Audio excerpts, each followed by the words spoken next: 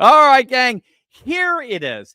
If this doesn't make your weekend, nothing will. This is the brand new ad that was put together by our new brothers in arms, the Kennedy Shanahan team that's just joined up with the MAGA movement just a week ago. Gang, here it is. Are you or your loved ones suffering from illnesses such as TDS, also known as Trump derangement syndrome? Do you dismiss or deny the current issues facing our country, such as historic inflation, illegal immigration, corporate corruption, World War III escalations, and the chronic disease epidemic? Are you willing to elect someone who was the least popular vice president in modern history, and who offers no policy or vision for America simply because your brain keeps telling you anyone but Trump? If so, you might be struggling from TDS. Introducing Independence. Independence allows you the freedom to finally think independently once again.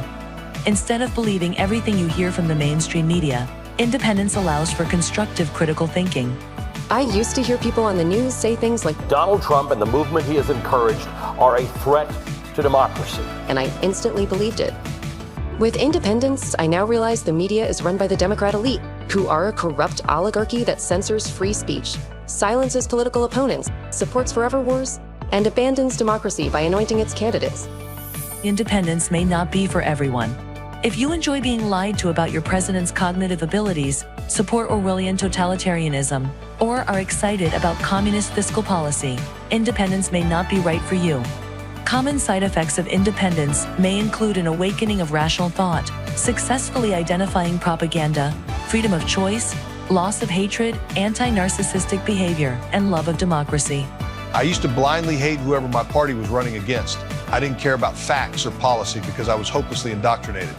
With Independence, I'm much more interested in policies that uphold democracy, and I truly care about the health of our country and its citizens. Ask your doctor if Independence is right for you, and enjoy your freedoms once again.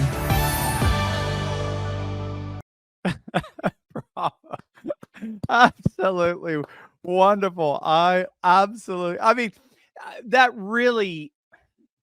That really captures Robert Kennedy's refrain. We need to love our children more than we hate each other. And man, does that capture it, at least when it comes to the Robert Kennedy, Nicole Shanahan wing of our electorate and the MAGA movement. Again, that was shared by Nicole Shanahan on her X account. It's getting millions upon millions of views as it ought to. If you don't know, Nicole Shanahan was Robert Kennedy's one-time running mate, who's now all in with MAGA, as you can see there. And just to show you how endearing this is, how much the Kennedy Shanahan movement has aligned itself with MAGA, take a look at this. This is such an amazing insight into the historic political realignment that's happening right now, that's taking Kamala and the legacy media totally by surprise. It's completely blindsiding them. Check this out. Actually, the best part of joining forces with Trump has been seeing MAGA, which I'm learning so much about. I was completely misinformed about what MAGA is. I don't know if you've taken any deep dives into MAGA world, but I was just under the impression that they were gun-toting radicals who wanted to come to my doorstep and rip my liberal family out of my house. And do horrible things to liberals. And that's how MAGA has been sold to a huge portion of America by the mainstream media. And I have to say that what I have learned about MAGA is that they're actually their own party. They're their own grassroots organization that chose Donald Trump. They have so much power in deciding where to point their energy and support. And there are really, really smart, thoughtful, intellectual people within MAGA. I've received beautifully written notes from MAGA supporters, and they were, our base didn't know how to engage with MAGA. Our base was not, MAGA oriented in the sense of even knowing who and what MAGA was and what their infrastructure was. In many ways, it's an online viral movement. And so the coming together of, and they gave us the name MAHA, Make America Healthy Again. Have you seen? Yes, I've seen it. Yeah. Oh my gosh. I mean, we didn't come up with that. We're getting hats made. But the coming together of these two groups over the last week hasn't even been a full week yet. But watching that happen has been really glorious, because that was always the vision of this unity movement, this desire to heal the divide. And even though these are just two pockets within a much larger group of the American demographic, they're two very powerful pockets. And to find common ground has been one of the most motivating, optimistic things I've seen in recent political time. Absolutely. And amen to that. And it promises to be a landslide coalition as well. Now, a couple of things that struck me about what Nicole just said there, which was absolutely beautiful. And I'm sure many of you are very moved by that right now, very heartened by what she just said there, which was so sincere. But of course, a couple of things do stick out. One is it reminds me of what Brandon Struck of the Walk Away movement, the founder of the Walk Away movement. It reminds me of his testimony of what ultimately red-pilled him.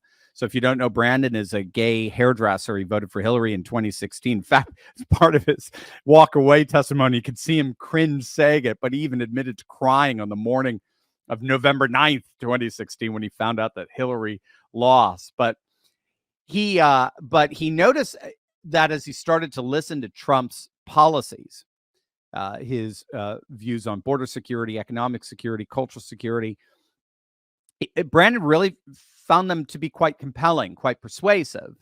And he started to say, you know what, I think I really support this. And when he would share that with his friends, particularly his gay friends, his liberal friends, they would all basically castigate him like he was a traitor, like was a heretic.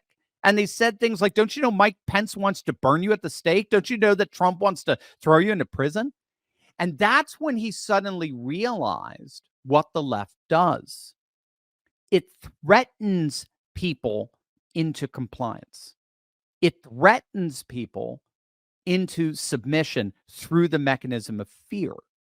Hey gang, with everything going on right now, it's hard to say what could happen or what will happen. And to make matters even worse, we usually don't find out until it's too late.